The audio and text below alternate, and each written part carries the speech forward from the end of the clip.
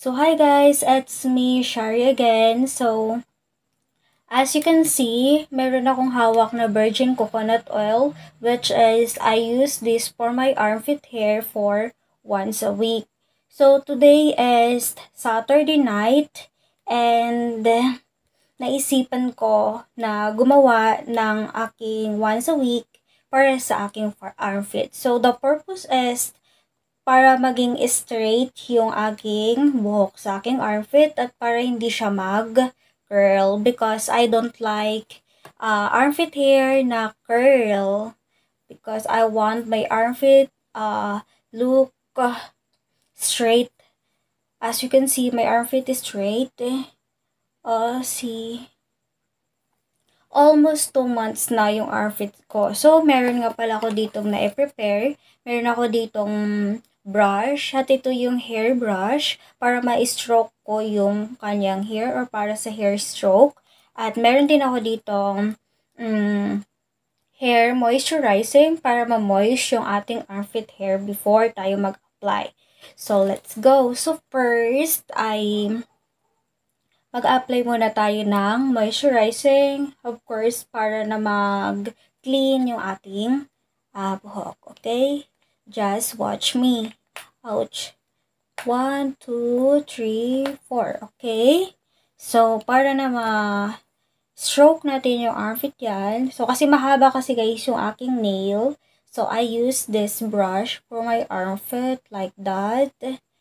Para to look clean kasi meron yan dyan tayong na-apply kaninang umaga na mga deodorant cream para yung mga nasa ilalim ng mga buhok kasi hindi naman tayo naligo sa ilalim ng mga buhok yan sa mga gilid ay ma-brush at ma-wash out nitong moisturizing cream. Okay, so just slowly like that. So okay, let's put again. As you can see, nakita nyo merong puti-puti, diba, sa aking buhok. Merong puti-puti siya. Actually, yung puti-puti na yan, ayan po yung ating, ayan po yung ating deodorant cream na ginamit kanina. Kaya siya puti-puti. So, mas maigi na gumamit tayo ng moisturizing para matanggal yung mga buhok. Not buhok, or yung mga dumi sa buhok. As you can see, may mga makikita kayong dirty or germs dyan. Yan. Ayan yung purpose niya. Then, meron ako ditong towel na ginamit. Yan o, para ma-brush talaga. Okay. So, repeated lang yung paggamit nito. Para ka lang din naglilinis ng eyebrow mo, diba? So, ganyan lang siya. Okay. So, after that, nandito na yung germs. As you can see, that is deodorant cream nung morning ko na nilagay. So, make sure muna natin na meron tayong towel na nakahanda. Yan. Same like that lang yung process niya. Makita nyo talaga guys, sobrang linis na ng aking armpit. Diba? Yan o. Sobrang linis niya na. Yan. Don't worry guys, yung ginamit kong moisturizing ay for hair naman siya. Pwede natin siya gamitin sa hair. Any parts ng hair ng katawan. So clean na siya. So, the next is, maglagay tayo ng itong virgin coconut oil. So, ipapakita ko po sa inyo guys, ng isang armpit ko lang yung gagawin ko. Kasi, sobrang haba naman kasi kung yung kabila ko pang armpit yung ipapakita ko sa inyo kasi dalawa na siya. Okay, just wait a minute lang guys.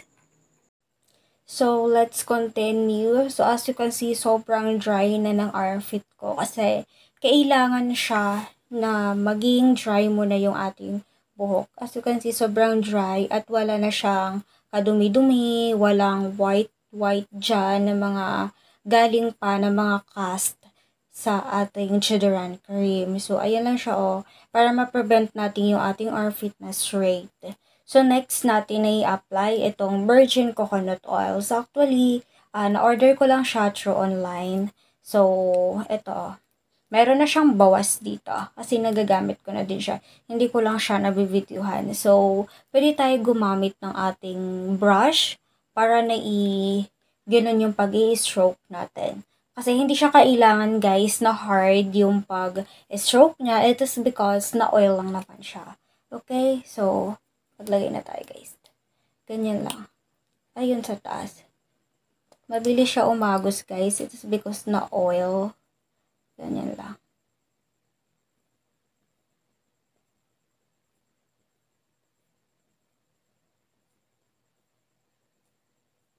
Kukuha lang ako ng towel. Just do it. So, ayun guys. Naglagay lang ako dito ng tissue. Kasi nababasa siya ng oil. Okay? So, ganyan lang. Actually guys, yung oil natin ay water-based. Para siyang water lang. So, ganyan lang siya guys. Ganyan lang yung paggamit. At nagpag-apply. So, the purpose is para na maging straight yung ating armpit hair. Kung gusto niyo talaga straight yung armpit niyo. So, magiging straight. Yan. Of course, yung ating virgin coconut oil, it's good siya sa skin natin. Ayan. Nakakapatay din siya ng bacteria. Tingnan niyo guys. Anti-implementation din yung oil. So, ayan lang siya yung ginagawa ko. Actually guys, yung oil ng virgin coconut oil, it's look like water-based. So, something like that. As you can see. So, ganyan lang siya. Yan, ganyan lang. So, yan. So, you can sleep overnight itong ating oil sa armpit nyo para ma-absorb niya totally. So, actually, later on, mga 10 minutes or 15 minutes, mabilis naman ma-absorb yung virgin coconut oil, it comes sa ating skin. So, kung napansin nyo kanina, sobrang wet siya. So, sa ngayon, hindi na masyado kasi nga, more on, meron siyang alcohol na 5% alcohol, tapos virgin coconut oil. So, parang gasamtek ka na. Mabilis siya ma-absorb ng skin natin yung oil. So, that's all for tonight guys. Kasi gagawin ko pa yung aking right side. So, for now, so yun lang yung mga ginagawa ko sa armpit ko para maging straight yung buhok sa aking kilikili. So, okay? Kasi ang pangit kasi guys na yung buhok natin sa kilikili ay hindi straight. Alam mo yung para siyang panglalaki yung stroke ng hair. So, pag babae kasi, para siyang kilala na straight talaga yung armpit. Okay, that's all. So, thank you for watching guys. Gotta tell ya,